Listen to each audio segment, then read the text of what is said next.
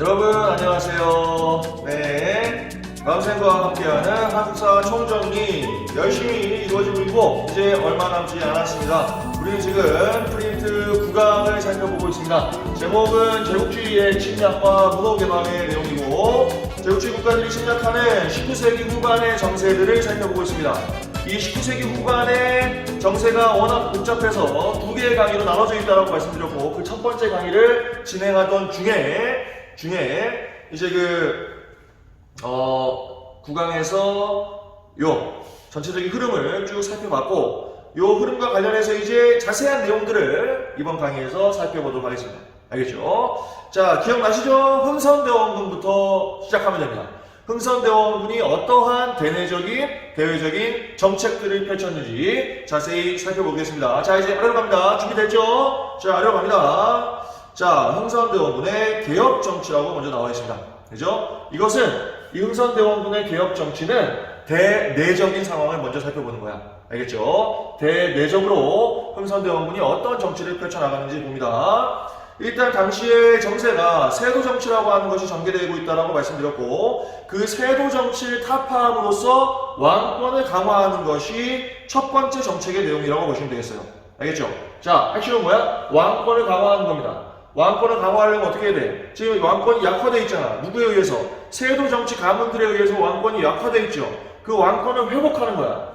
세도정치를 타파하죠. 당시에 안동 김씨 세력이 세도정치를 펼치고 있던 상황이야. 그리고 이 안동 김씨들은 비변사라고 하는 기구를 장악하고 있었어. 비변사는 우리가 앞서서 조선의 정치사 공부할 때 자세히 공부했었죠.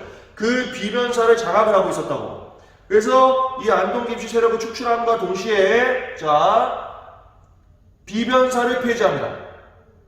그죠? 비변사를 폐지했어.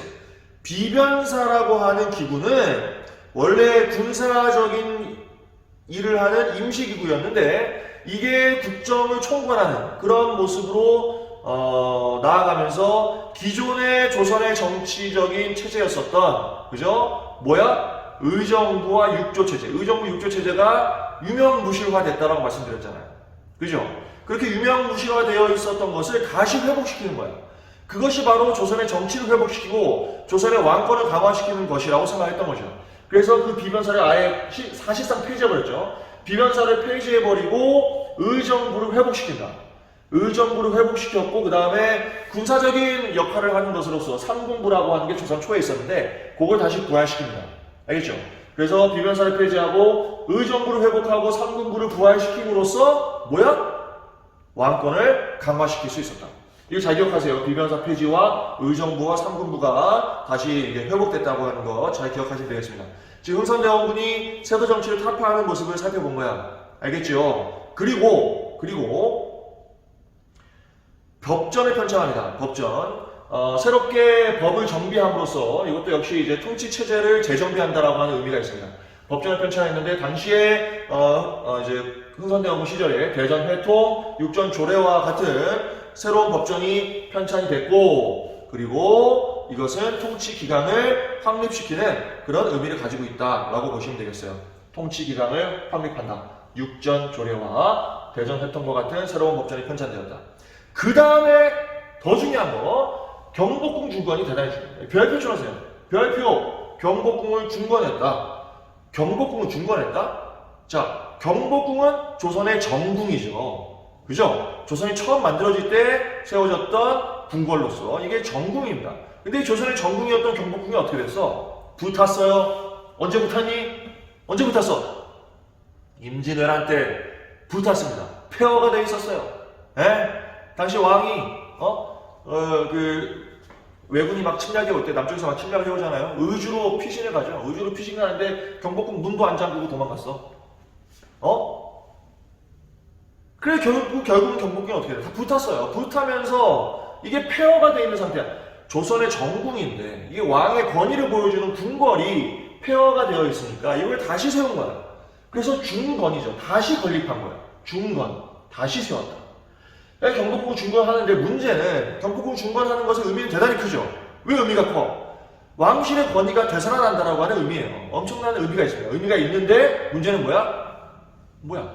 돈이 많이 들죠.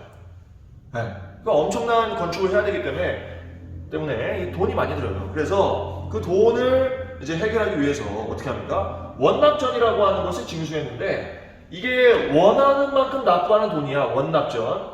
근데 이게 기부금인데 원하는 만큼 납부하는 게 아니고 납부하라는 대로 납부를 해야 돼. 강제 징수를 하는 거예요. 그 원납전을 징수하는 과정 속에서 이거 강제로 하다 보니까 이걸 싫어하죠, 사람들이.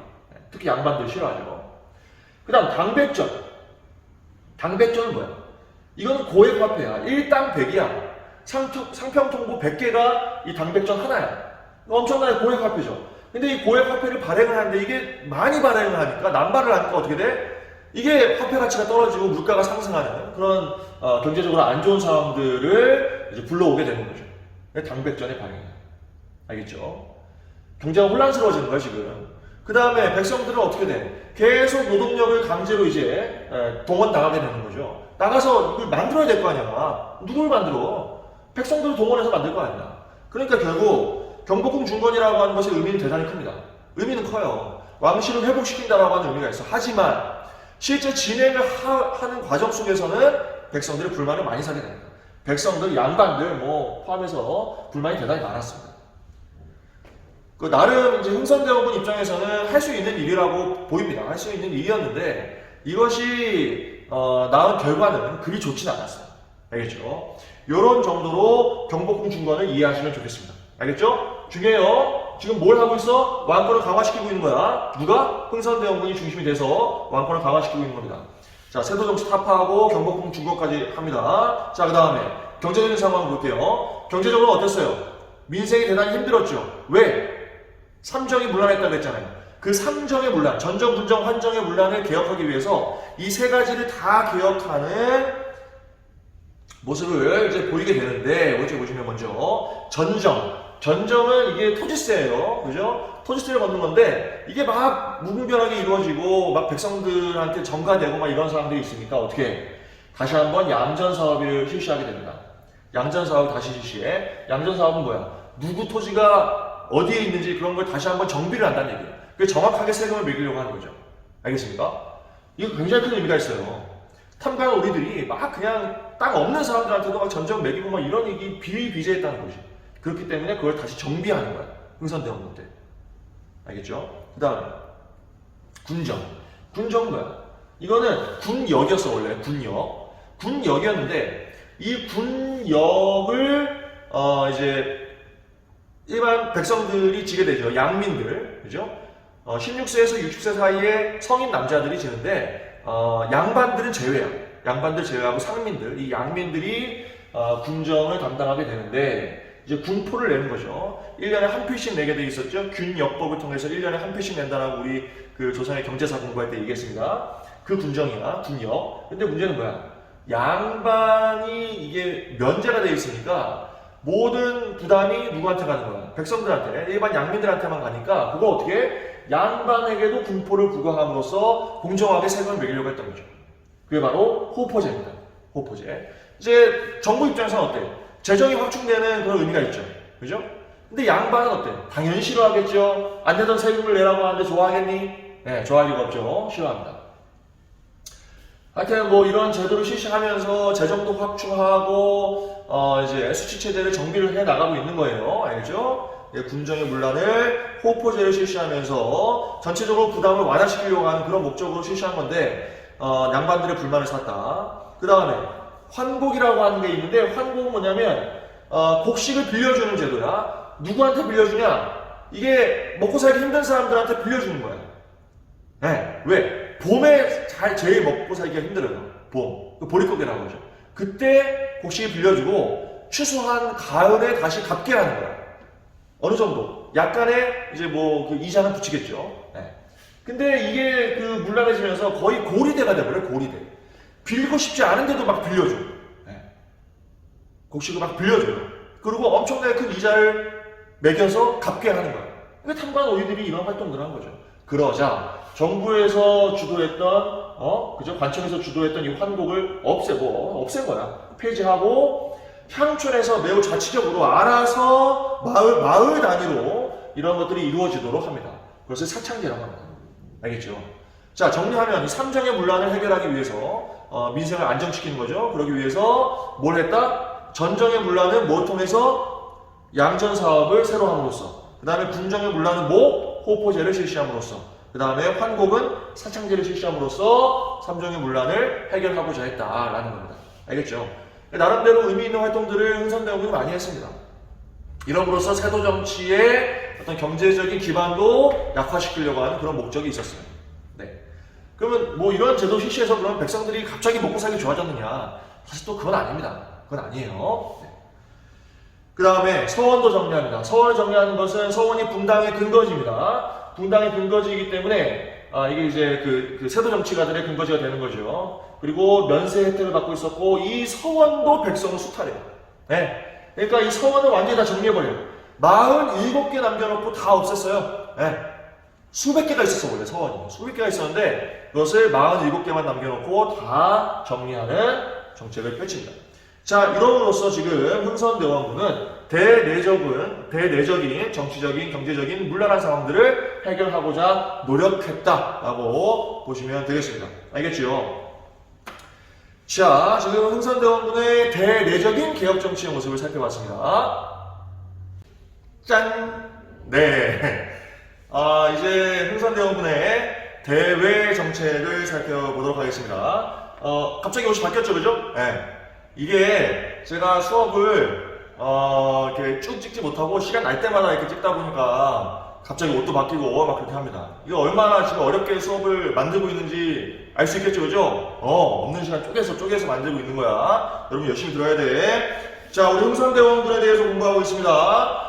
대내적인 정책으로서 세도 정치를 타파하고 삼정의 문란을 개혁하는 모습들 살펴봤고, 이제는 대외 정책으로 통상수교 거부 정책에 대해 살펴보도록 하겠습니다. 서구 열강, 즉 제국주의 국가들이 통상을 요구하면서 접근해 왔다. 그것을 흥선대원군이 어떻게 했다? 거부했다는 겁니다. 통상수교를 거부하는 정책들을 쓰는 과정에서 몇몇 사건들이 전개되는데 그 사건들을 자세히 살펴보도록 하겠습니다. 먼저 1866년, 이게 병인년이에요. 병인년에 있었던 서양 세력이 와서 요란을 피웠던 사건, 병인양요입니다.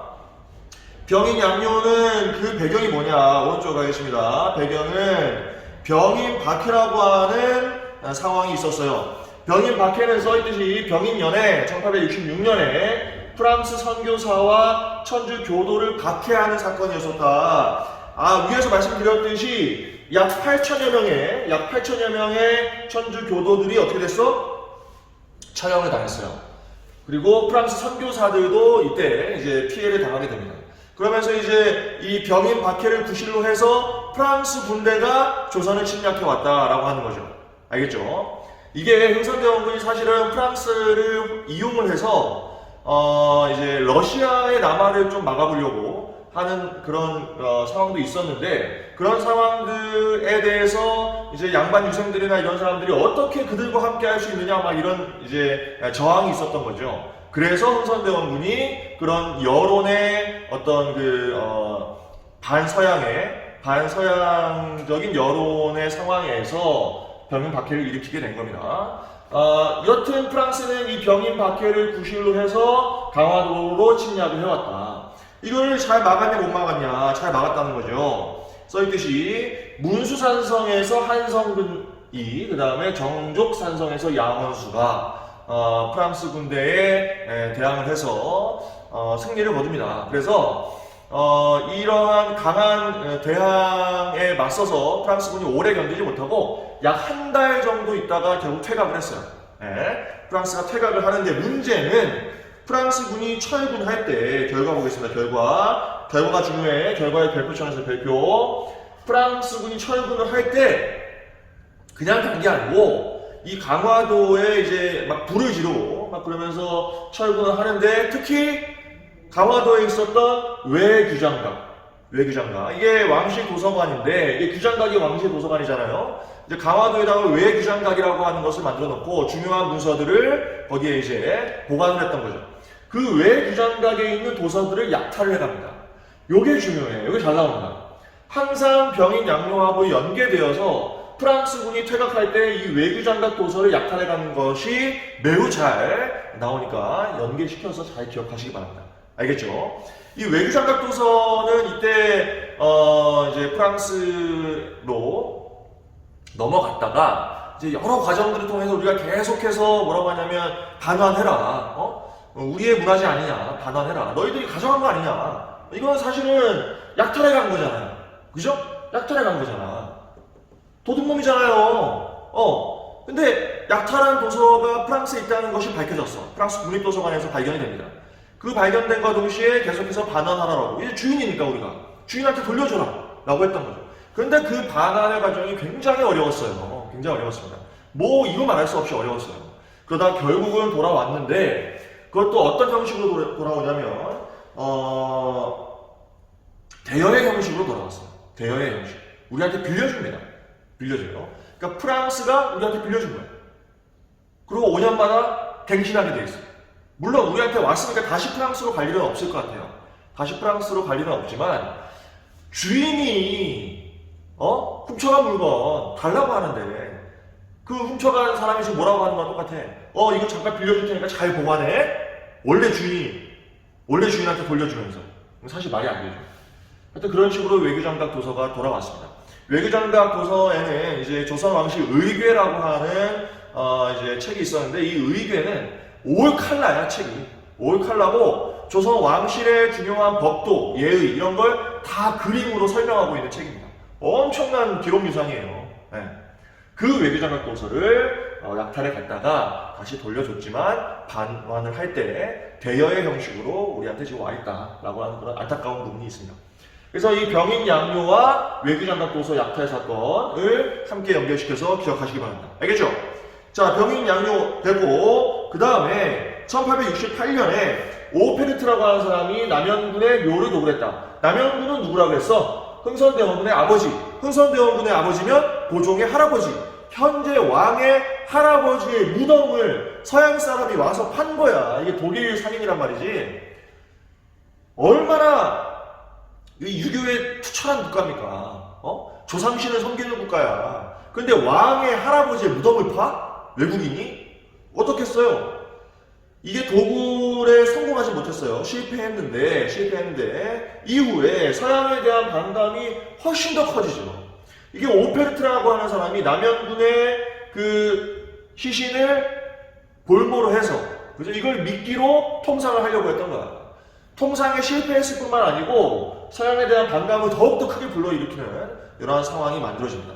알겠죠? 오페르트의 남현군묘 도굴 사건. 자, 썼습니까? 썼죠? 다음 아래로 갑니다. 그 다음에 이제 신미양요예요. 신미양요는 말 그대로 또 신미년에 1871년이야. 신미년에 양요 또 서양 세력이 와서 요란을 피웠다. 이 신미양요인데 이것이 배경이 있죠.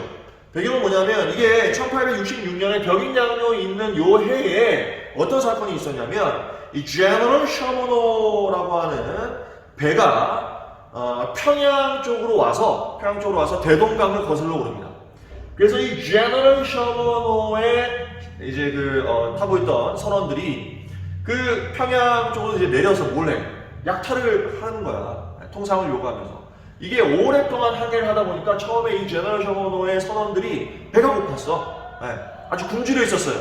이런 상황에서 너무 이제 막 굶주려 하고 그러니까 사실은 평양 사람들이 처음에는 먹을 걸 줬어. 밥을 줬죠. 밥을 먹어라. 자, 밥을 주는 이유가 뭐겠어요? 평양 사람들이 왜 서양 사람들한테 밥을 줘?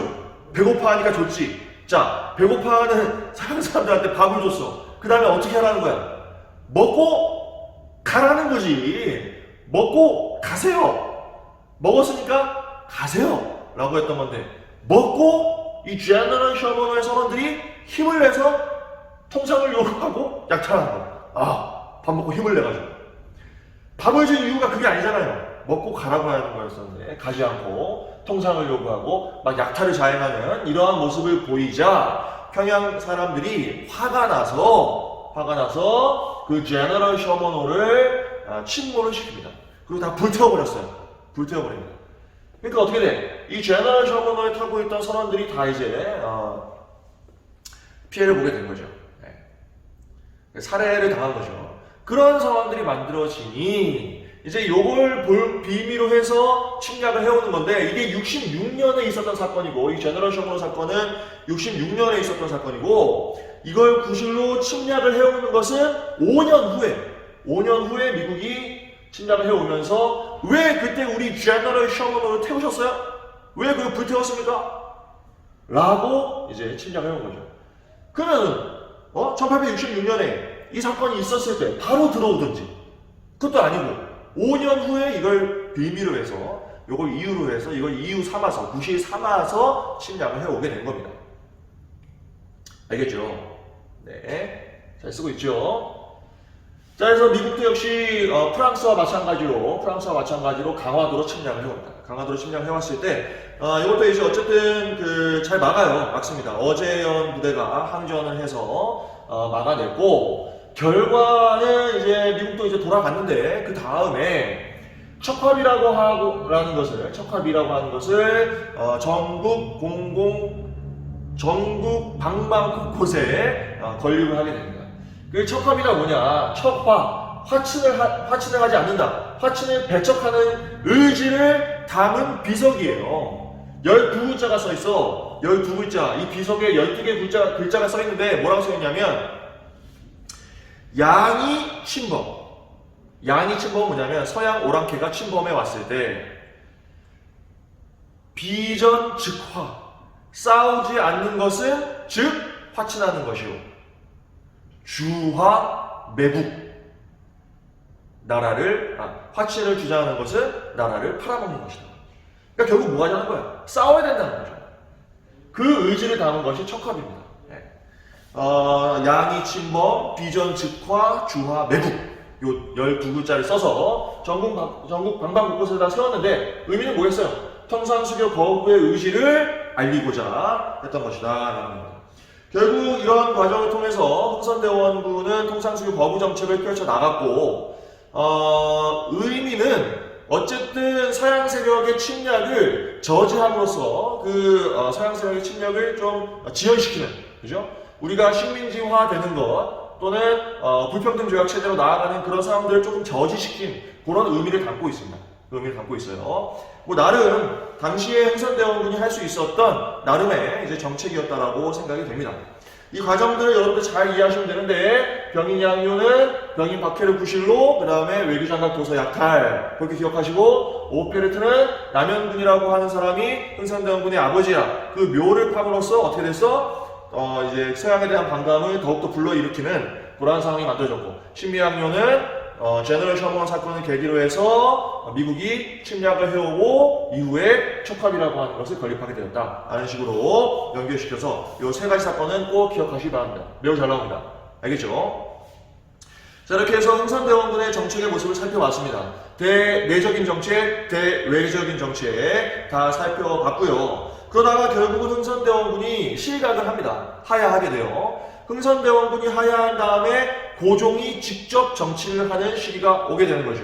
이때 민씨 세력, 즉 명성황후의 친척 세력입니다. 이 민씨 세력이 함께 정치를 하게 된다. 이러면 기존의 통상수교 거부의 정책이 약화되면서 새로운 그 정책의 흐름이 나타나게 되는 거죠. 그 상황들을 이제 오른쪽에서 살펴보도록 하겠습니다. 자, 오른쪽으로 넘어가세요. 오른쪽으로 왔습니다. 오른쪽에 보시면 제목이 문호개방과 개화정책이죠. 문호개방과 개화정책. 이건 앞에서 있었던 흥선대원군의 통상수교 거부 정책하고 어때? 흐름이 완전히 다르지? 흐름이 달라요. 그죠? 개화정책. 이건 뭔가 받아들이는, 그죠? 거부하는 게 아니고 받아들이는 정책을 쓴다는 건데, 이게 조선의 어떤 의지도 있었어요. 조선의 의지도 있었지만 그 모습을 보면 상당히 강압적인 강요에 의해서 이루어지는 측면이 있습니다. 그런 모습들을 복합적으로 살펴봐야 돼요. 조선의 의지도 있었지만, 그러니까 개화를 하고자 하는 조선의 의지도 있었지만 강요되는 측면도 있었다. 그런 상황들 속에서 문호가 개방되고 개화 정책이 펼쳐진다. 문호가 개방된다는 것은 항구가 열렸다는 뜻입니다. 우리는 반도국가이기 때문에 주로 이제 서부 문물들이 이제 항구를 통해서 이제 들어오게 되죠. 그래서 문호를 개방했다는 것은 항구를 열었다는 의미고, 항구를 열었다고 하는 것은 이후에 서구 문물들이 들어오는 것이고 그것을 바탕으로 해서 개화 정책들이 펼쳐진다는 얘기예요. 알겠죠? 제목의 의미를 살펴봤고 아래 구체적으로 보겠습니다. 자, 배경입니다. 누가 하야한다고요? 흥선대원군이 하야했어요. 흥선대원군이 하야하고 고종이 직접 정치하게 되었죠. 그것을 고종의 친정이라고 표현했습니다. 직접 정치한다는 뜻이에요. 고종이 직접 정치하게 되었고 그 다음에 이제 민씨 세력이 함께 여기에 가담을 한다라고 말씀을 드렸습니다. 그런 상황 속에서 통상개화론이라고 하는 것이 조금 더 힘을 얻게 되었어요. 왜? 매우 강하게 통상수교를 거부하고 있던 흥선대원군이 하야했기 때문에 통상을 할 수 있는 거 아니야? 라고 생각했던 사람들이 조금씩 자기 주장을 할 수 있게 된 거야. 알겠죠? 통상개화론이 이제 힘을 얻게 되면서 문호개방의 필요성이라는 것들이 주장되기 시작했다. 한국을 한번 열어봐야 되는 거 아니냐? 서양의 어떤 문물들도 한번 우리가 경험을 해봐야 되지 않겠어? 라고 하는 흐름들이 이제 등장하게 되는 거죠. 알겠죠? 이런 우리의 의지가 있었고, 그 다음에 아래 보시면 결국 조약이 체결되는데 그게 이제 강화도 조약이에요. 강화도 조약이 1876년 이게 조일 수호 조규라고 이제 그 본래 명칭이 있고요. 그래서 우리가 편하게 강화도에서 맺어졌기 때문에 강화도 조약이라고 이름을 붙입니다. 근데 강화도 조약이 누구하고 맺은 거야? 일본하고 맺은 거예요. 일본과 맺은 조약으로서 이 강화도 조약은 개항을 하는 조약이야. 문호가 개방되는 조약이 바로 강화도 조약이야. 그래서 중요합니다. 우리가 최초로 서구 문물을 수용하는 한국을 여는 조약을 체결했는데 그것이 바로 강화도 조약이다. 이것이 최초의 우리가 맺은 근대적인 조약입니다. 알겠죠? 그래서 중요한데 문제는 아까 위에서 나름대로 통상 개화를 하고자 하는 의지가 있었다라고 말씀드렸잖아요. 말씀을 드렸는데 결국은 그런 의지에다가 일본의 강요가 있었다는 거죠. 일본의 강요. 그게 바로 운요호 사건이라고 하는 겁니다. 운요호 사건. 운요호라고 하는 배가 있었어요. 운요호라고 하는 배는 군함이야, 군함. 이 전해가 1875년이잖아요. 1875년에 운요호라고 하는 배가 와서 막 영종도를 점령하고 막 이런 사건을 일으켜요. 알겠습니까? 그리고 돌아갔어. 그리고 조선군하고 교전도 있었어요. 그게 운요호 사건이야. 요걸 계기로 해서 일본이 강화도 조약의 체결을 강요하게 됩니다. 알겠죠? 이 운요호라고 하는 군함이 이제 그 군사적인 행동을 하고 있는 거 아니야 지금. 그런 상황에서 조약 체결을 강요하고 있는 것이기 때문에 이러한 외교를 뭐라고 하냐면 포함 외교라고 해요. 포함 외교. 이건 매우 강압적인 외교의 모습입니다. 군함을 이끌고 와서 외교를 하는 것이기 때문에 매우 강압적인 거예요. 이 운요 사건과 같은 것을 일으킨 것은 일본이 자기들이 개항이 될 때, 미국에 의해서 개항이 될 때 페리 제국이라고 하는 미국인에 의해서 어떻게 됐어? 이 포함 외교를 당한 거예요. 그 당한 거를 그대로 조선에 와서 지금 쓰고 있는 거예요. 알겠죠? 자기들이 당한 거를 조선에 와서 쓰고 있는 겁니다. 그래서 이런 포함 외교를 계기로 하여서 결국 강화도 조약을 체결하게 합니다. 그래서 실제 세계 항구가 개항이 됐죠. 이건 이제 여기서부터 강화도 조약의 내용이야. 강화도 조약의 내용입니다. 여기서부터는 세계 항구가 개항이 됐어. 인천, 원산, 부산 이렇게 세 개의 항구가 개항이 됐죠. 그리고 해안 침량권을 규정했습니다. 강화도 조약에서 해안을 침량할 수 있는 권리를 준 거야, 일본한테. 이거는 굉장히 중요한 군사 정보예요. 특히 우리 서해안 같은 거 봐봐. 황해안을 보면 그 이제 해안선이 대단히 복잡하죠. 섬들이 많아, 암초도 많고. 그런 것들을 미리 침량해서 파악하고 있으면 나중에 군사적 행동을 할 때 매우 편해집니다. 그러한 권리를 일본이 가져간 거야. 우리의 주권을 일본 빼앗긴 거나 다름없어요. 무슨 말인지 알겠죠? 이 불평등 조약이었다라고 하는 걸 보여주는 거죠. 또한 영사재판권이라고 하는 것을 인정하고 있습니다. 영사재판권은 다른 말로 하면 치외법권이야. 치외법권. 치외법권은 뭐야? 영사라고 하는 사람이 조선에 와서 이제 활동을 하는데 이제 다른 일본 사람들도 많이 활동할 거 아니야, 그죠? 일본 사람들이 조선에 와서 개항장이나 뭐 이런 곳에서 이제 활동을 하겠죠. 활동을 할 때 무슨 범죄를 저질렀어. 그러면 일본 사람이 조선에 와서 범죄를 저질렀으면 어디 법에 의해서 처벌을 당해야 돼? 조선의 법에 의해서 처벌을 당해야 되는데 그렇게 하지 못하게 하고 대신 영사라고 하는 사람, 이건 일본 사람이야. 일본인 영사가 재판을 하게 하는 거야. 그 범죄를 일으킨 일본 사람은. 이걸 이제 치유법권이라고 표현하는 거죠. 네. 조선의 법에 제한을 받지 않는 겁니다. 네. 이것도 불평등한 거예요. 이런 불평등한 내용을 담고 있는 조약이 뭐였다? 강화도 조약이었다라고 하는 거죠. 자, 이런 내용들을 담고 있다는 걸 기억을 하시고, 특히 세계의 항구가 개항되었다. 개항됨으로써 최초의 근대적 조약을 체결함으로써 문호가 개방되게 되었다라고 기억을 하시면 되겠습니다. 자, 강화도 조약의 의미는 계속 말씀드리지만 최초의 근대적 조약이면서 그 내용이 상당히 불평등합니다. 그래서 불평등 조약이다라고 기억하시면 되겠습니다. 이 강화도 조약 꼭 기억하세요. 최초의 근대적 조약. 일본과 맺었고 운요 사건을 계기로 맺어졌다라는 것을 꼭 기억하시기 바랍니다. 별표. 강화도 조약. 이해되죠? 자, 이제 개방됐어. 이제 열렸습니다. 이제 문물들이 막 들어오겠지. 이제 어떻게 해야 돼? 그걸 우리가 어떻게 받아들일 것인가가 문제가 되는 거야. 이걸 막는 건 이제 끝났어. 통상수교를 거부하는 건 이제 물 건너갔고 그건 끝났고 이제 그 시절은 끝났어. 이제 들어오는 것은 기정사실화 돼 있어. 이걸 어떻게 받아들일 것이냐, 어떤 속도로, 어떤 범위로 서구 문물들을 수용할 것이냐, 근대적 문물을 수용할 것이냐, 그게 문제가 되는 거죠. 알겠죠? 그걸 일단 이제 머릿속에 집어넣으시는데 통상수교 거부는 끝났어. 이제 어떻게 받아들일 것이냐가 문제가 된 거야. 강화도 조약 이후부터는. 자, 그 다음에 이게 일본과 맺은 거고 이후에 여러 서구 열강들하고 다 조약을 체결한다. 다 불평등 조약이야. 그래서 조약을 체결하는데 그 중에서 누가 가장 먼저였냐? 미국입니다. 그러니까 일본 다음으로 맺은 국가가 미국이야. 그게 바로 조미 수호통상 조약입니다. 조미 수호통상 조약 1882년에 맺어집니다. 배경을 보시면 조선 책략이라고 하는 책이 유포됐어요. 조선 책략. 이게 조미 수호통상 조약 하면 항상 또 조선 책략이라고 하는 책을 떠올리시면 돼. 그러면 이 조선 책략이 뭐냐? 조선 책략은 청나라 외교관이었던 황준셴이라고 하는 사람이 있어요. 이 황준셴이라고 하는 사람이 쓴 책이 조선 책략이야. 이건 뭐냐? 앞으로 조선이 이 대외관계 속에서 어떻게 이것을 헤쳐나가야 되냐? 그 책략이 뭐냐? 그걸 쓴 책이야. 그것을 쓴 책입니다. 이게 청나라 외교관이 쓴 책이어서 뭐 내용은 러시아를 막기 위해서 일본하고 청나라하고 그다음 미국하고 뭐 연결되어서 활동을 해야 된다. 뭐 그런 내용을 담고 있습니다. 그런 내용을 담고 있어요. 그래서 미국하고 친하게 지내야 된다라는 내용이 담겨져 있어요. 이걸 돌려본 거야. 이 조선 책략이라고 하는 책을 수신사로 갔던 사람들이 가지고 들어왔어요. 그래서 여기에 조선 조정의 사람들이 돌려본 거야. 여기가 막 유포된 거야. 그러다 보니까 이제 미국하고 친하게 지내야 되는 거 아니야?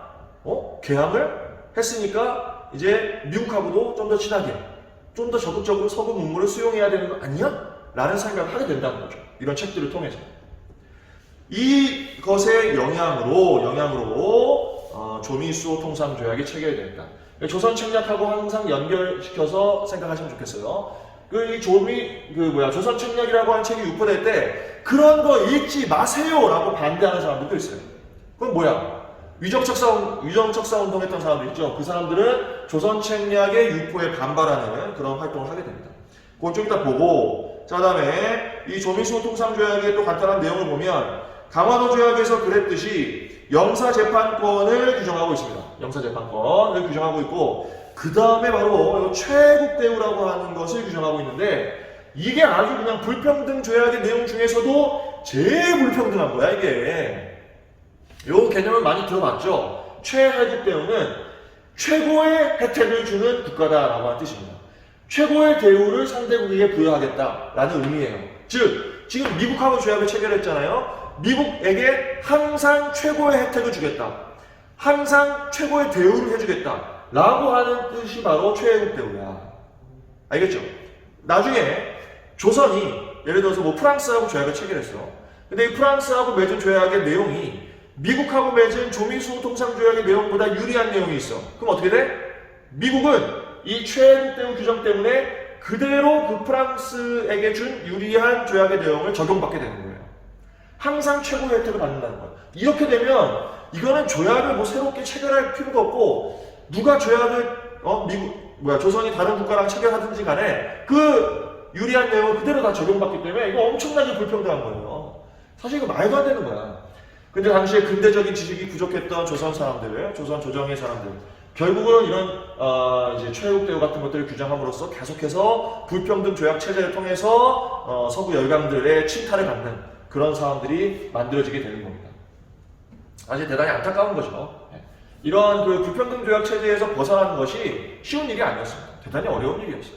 그걸 지금 당하고 있는 겁니다. 그러니까 우리가 개항을 하고 문호를 개방했잖아요. 근데 그 모습이 지금 어때? 사실은 당하고 있는 거예요. 당하고 있는 겁니다. 우리가 자발적으로 문을 열었다고 보기 힘들고 당하고 있다라고 그 의미를 여러분들이 좀 파악을 하시면 되겠습니다. 알겠죠?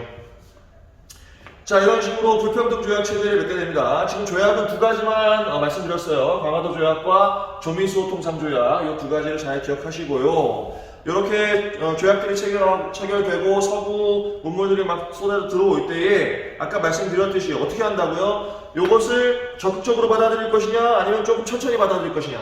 적극적으로 전방위적으로 모든 걸 받아들여야 된다라고 했던 사람들이 급진적인 사람들, 그렇죠? 급진적인 개화파들, 급진 개화파. 그 다음에 반면에 온건한 사람들은 아니다. 그들의 기술만 수용하자. 과학기술, 군사기술 이런 것들 우리에게 꼭 필요한 것 같아. 그러니까 그것만 수용하자라고 하는 온건 개화파들이 있었는데 조선이 개항 이후에 개화 정책을 펼칠 때 조선 정부의 입장은 온건 개화파의 내용에 입각하고 있었습니다. 온건 개화파들이 주도했고 온건 개화적 입장에서 정부의 개화 정책들이 펼쳐졌어요. 알겠죠? 자, 그러면 이 온건 개화파가 주도했던 개화 정책의 아주 간단한 내용들을 보면 통리기무아문이라고 하는 기구를 만듭니다. 이 통리기무아문이 이제 개화 정책을 담당하는 기구야. 개화 정책을 담당하는 기구를 만든 거야. 어쨌든 뭔가를 받아들이고 수용하겠다라고 하는 의지가 보이죠. 의지가 보입니다. 통리기무아문이라고 하는 것을 설치했다. 그 다음에 그러니까 옛 군대 5군영을 이영으로 통합을 합니다. 이영으로 통합을 해요. 이런 식으로 90군대를 만들고 그 다음에 신식군대를 설치합니다. 그 신식군대가 별기군이야. 요거 별표. 신식군대의 별기군이 설치되었다. 이게 왜 중요하냐면 이 별기군과 이제 차별을 받고 있었던 구식군들이 나중에 큰 사건을 일으키죠. 그래서 중요합니다. 별기군. 이 신식군대고 여기에는 일본인 교관이 있었고 그 다음에 근대적인 이제 군사 기술을 습득하는 그러한 곳이 바로 별기군이었다라고 기억하시면 되겠어요. 알겠죠? 자, 이런 정도만 보셔요. 정부가 개화 정책을 펼칠 때 이제 별기군이라고 하는 것도 창설했고 개화 정책을 담당하는 통리기무아문이라고 하는 것도 만들었다. 그런 정도로 기억하시면 되겠어요. 그리고 아래 보시면 이제 어쨌든 개화 정책을 펼치기 위해서 서구 문물들을 보고 배워와라. 가서 보고 배워와라. 라고 하는 의미에서 사절단이 파견됩니다. 가서 보고 배워오는 거예요. 아, 서구 문물들이 이런 거구나. 가서 보고 배워오는 거죠. 일본에 갔던 수신사라고 하는 것이 있고요. 두 차례 갑니다. 1차 수신사, 2차 수신사. 이 2차 수신사 때 뭘 가지고 왔어? 조선책략을 가져왔어요. 조선책략. 일본에서 가져온 거야. 청나라 사람이 쓴 책인데 일본에서 가지고 왔어요. 네, 그런 상황이 있었고. 그 다음에 조사시찰단이라고 하는 사절단도 있었어요. 이것도 일본에 갔고. 그 다음에 영선사라고 하는 사절단은 청나라에 갑니다. 청나라. 그 다음에 보빙사는 미국을 포함한 이제 구라파, 유럽 지역이죠. 그런 지역을 순방하고 보빙사. 이 미국에 갔던 이 보빙사가 그 미국 대통령을 만나요. 네. 이 사절단이 미국 대통령을 만납니다. 미국 대통령을 만나서 어떻게 했는지 알아? 절을 했어요. 큰 절을 올립니다. 왜 큰 절을 올려? 왕이라고 생각을 한 거야. 우리 조선의 법도에 따라서 대통령은 사실 왕이라고 하는 존재하고는 좀 다른 존재죠. 그죠? 그런데 그 대통령에게 큰 절을 올린 거야. 조선의 법도에 따라서. 네. 그게 당시에 또 미국에서 화제가 돼서 미국 신문에 막 실리고 그런 모습들이 있었습니다. 보빙사. 야, 미국 대통령 만나면 어떻게 하는데? 어떻게 하면 됩니까? 그냥 뭐 이거 주먹치기 하면 되는 거 아니야? 에이, what's up man? 되는 거 아니야, 그죠? 네. 당시에는 절을 올렸습니다. 절을 올렸어요. 자, 이런 식으로 이제 사절단이 파견되기도 하였다라고 하는 겁니다. 그런데 문제는 이런 조선 정부의 개화 정책에 대해서 반대가 있었다는 거죠. 개화를 반대하는 사람들이 있었다. 개화를 반대하는 모습을 살펴볼 건데, 개화를 반대하는 흐름은 총 두 가지예요. 두 가지입니다. 뭐냐면 개화 정책을 하지 말자라고 하는 반대가 있고, 또 하나는 개화 정책을 하긴 하는데 더 빠르게 해야 된다라고 하는 반대가 있어요. 그러니까 이제 조선 정부가 추진하는 개화 정책에 반대를 하는데, 그게 두 가지 흐름이라고. 하나는 그 개화 정책을 하지 말아라. 또 하나는 아니다. 더 빨리 해야 된다. 더 전방위적으로 해야 된다. 라고 하는 반대가 있었다라고 하는 겁니다. 네.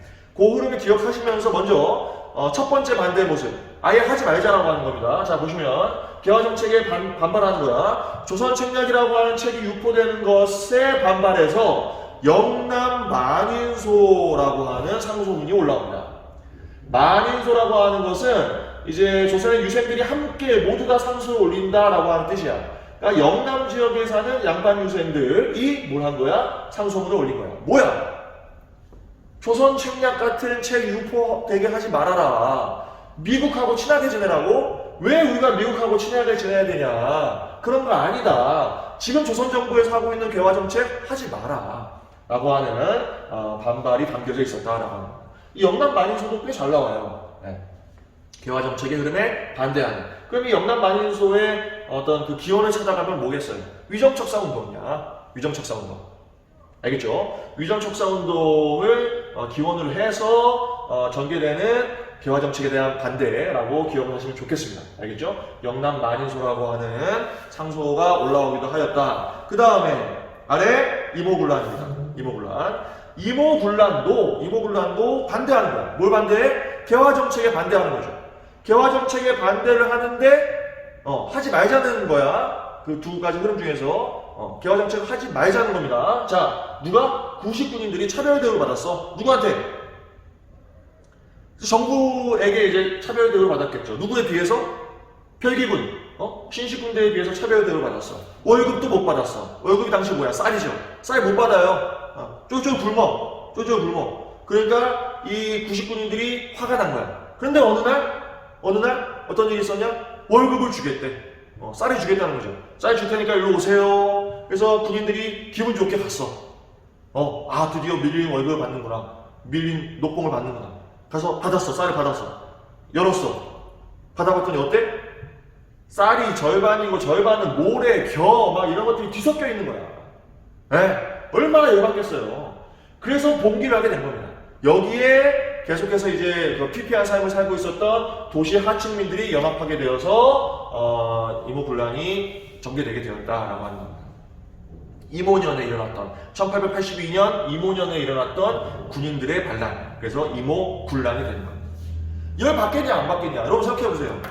여러분들이 회사에 다녔는데 월급을 계속 못 받았어. 그러다가 어느 날 사장님이 월급을 준대. 기분 좋게 갔어. 월급 봉투를 받았어. 막 현금이야. 이만큼이야. 그 봉투를 열어봤어. 그거 어때? 절반이 부르마블이야. 그럼 어떻게 돼? 그 사장을 가만히 두면 되겠어 그거? 봉기를 해야지. 뭐 그런 상황이에요. 가짜를 준 거 아니야, 가짜를. 그리고 이렇게 봉기했을 때에 흥선대원군을 잠시 재집권을 시킵니다. 흥선대원군은 대표적으로 통상수교 거부하는, 그죠? 개화 정책에 반대하는 인물이니까 이 사람을 재집권을 시킨 거야. 그런데 이때에 민씨 정권이 어떻게 합니까? 청나라한테 구원을 요청합니다. 청나라한테 도와주세요 라고 해요. 그러니까 청나라는 어떻게? 당연히 도와주지. 청나라는 왜 도와줘? 왜 이모군란을 진압을 해와서? 진압을 하면 청나라의 조선 내에서의 입지가 강해지겠지. 그런 걸 노리는 거예요. 그래서 청나라가 실제 와서 흥선대원군을 데려갑니다. 압송해가고 민씨 세력을 다시 재집권하게 되죠. 그래서 이모군란은 청의 진압으로 끝이 나게 돼요. 요걸 기억하셔야 돼요. 이모군란은 구식군인들이 일으켰는데 청나라의 진압으로 끝났다. 청의 내정 간섭이 매우 강화되는 이런 상황들이 만들어집니다. 멜란드로프라고 하는 이제 외교 고문이 파견이 되고요. 그 다음에 조청상민 수륙 무역장정이라고 하는 조약이 체결됩니다. 이 조청상민 수륙 무역장정은 써있듯이 청나라 상인들의 내륙 통상이 허용돼요. 원래 기존까지는 계약이 이루어졌던 그 항구 있죠. 항구에서만 이제 상인들이 활동할 수 있었는데 이 상인들이 어디까지? 내륙까지 들어와서 활동할 수 있게 된 거야. 내륙 통상이 허용되었다. 청나라 상인한테 특혜를 준 거죠. 근데 이 특혜는 청나라 상인에게만 그치지 않아. 왜? 뭐 때문에? 뭐 때문에? 최애국 대우 때문에. 최애국 대우를 규정한 모든 국가들은 내륙으로 들어와서 통상을 할 수 있게 된 겁니다. 이러면 경제적 침탈이 매우 강해지는 거예요. 네, 이런 상황이 만들어졌다. 이모군란의 결과를 잘 기억하시기 바랍니다. 그 다음에 재물포조약 뭐 이런 거는 그냥 참고로 보시면 되고 청의 내정 간섭이 강화되었다는 정도를 잘 기억하시면 좋겠어요. 조청상민 수륙무역 전쟁도 기억하셔요. 자, 지금 개화 정책에 반대하는 모습 살펴봤는데 한 가지가 더 있어요. 개화를 어떻게 하자? 더 빨리 하자. 더 급진적으로 모든 것을 받아들이는 누구처럼? 일본처럼 하자. 일본의 메이지 유신을 본받자. 그것이 바로 갑신정변입니다. 갑신정변의 상황을 보면 이 사람들은 친일적인 세력이에요. 일본하고 당시에 밀접하게 관련이 있던 사람들이고 그런 상황에서 청나라가 내정 간섭을 하고 있잖아요. 지금 이모군란 끝나고 나서 청나라가 내정 간섭을 하고 있고 청나라 군대가 일부 이제 베트남하고의 전쟁 때문에 베트남에서의 전쟁 때문에 일부 청나라 군대가 빠져나가요. 그러한 것을 이제 기회 삼아서 이들이 이제 정변을 일으킨 겁니다. 그것이 바로 갑신정변, 갑신년 1884년입니다. 자, 시작은 우정총국이라고 하는, 이게 우체국이죠. 우체국이 처음 열린 거야. 이게 우편 사무를 하게 됐어. 막 편지 주고받는 그런 사무를 조선에서 처음 시작하게 된 거야. 그래서 우정총국이 열렸을 때 많은 조선의 관료들이 와 있었겠죠. 축하하기 위해서 파티를 연 거야. 파티를 열었는데 이때 이제 정부 주요 인사들을 제거하면서 정변을 일으키고 나서 그리고 14개조 혁신정강이라고 하는 것을 발표합니다. 이건 위로부터의 개혁이에요. 이 14개조 혁신정강은 매우 개혁적인 내용을 담고 있습니다. 매우 개혁적인 내용을 담고 있어요. 급진개혁파들이 빠르게 근대화를 진행해야 된다라고 하는 의미에서 매우 개혁적인 내용들을 담고 있는 14개조 혁신정강을 발표를 합니다. 그러니까 또 민씨정권이 어떻게 해요? 이모군란때 그랬듯이 청나라한테 또 도움을 요청합니다. 그러니까 청나라가 또 개입을 해요. 결국은 3일 만에 정변이 끝이 나게 됩니다. 자, 이러면 어떻게 돼? 또 청나라의 내정 간섭은 더욱더 심화되는 거야. 더욱더 심화되는 거야. 일본은 사실은 이 급진개혁파를 약간은 지원해주는 그런 역할을 했다가 나중에 그냥 입 닦아버렸어요. 아, 우리는 모르는 일이야? 라고 입 닦아버립니다. 뭐 그런 상황들이 만들어져요. 청나라의 내정 간섭이 더욱더 심화되고 그리고 청나라와 일본이 텐진 조약이라고 하는 것을 체결하게 됩니다. 텐진 조약. 이 텐진 조약은 청나라 일본 군대가 다 조선에서 일단 철수한다.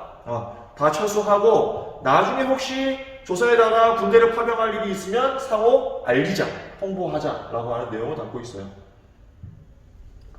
이 텐진 조약이 나중에 뭐의 빌미가 되냐면 청일 전쟁의 빌미가 됩니다. 그거는 이제 우리가 다음 시간에 살펴보게 됩니다. 자, 갑신정변의 결과 역시 청나라가 개입하여서 결국은 청의 내정 간섭이 심화되고 텐진 조약이라고 하는 조약이 체결되었다라는 것까지 기억하시면 되겠습니다. 지금 이렇게 하면 국왕의 제국주의의 침략과 문호개방의 내용을 다 살펴봤고요. 전체적인 흐름을 잘 이해하시면서 그 위에 있잖아요, 그죠? 위에 전체적인 흐름을 잘 이해하시면서 아래 구체적인 내용들을 다시 한번 꼭 살펴보시기 바랍니다. 이 근대사, 현대사 부분은 내용이 더 압축적으로 들어있어서 여러분들 이해하려면 바로바로 또 복습을 하시는 게 좋아요. 알겠죠? 앞에서 배웠던 뭐 고대사, 뭐 이런 뭐 중세사 이런 부분들보다 조금 더 복잡합니다. 알겠죠? 압축적인 기간에 압축적인 내용들이 막 담겨져 있기 때문에 좀 더 복잡하니까 꼭 여러분들 복습하시면서 이해하시기 바랍니다. 알겠죠? 자, 오늘 고생하셨고요. 다음 시간에 10강의 내용을 살펴보도록 하겠습니다. 다음 시간은 역시 또 19세기 후반의 상황 정세 2가 되겠습니다. 자, 너무 고생하셨어요. 여러분 잘하고 있습니다. 파이팅! 바이바이!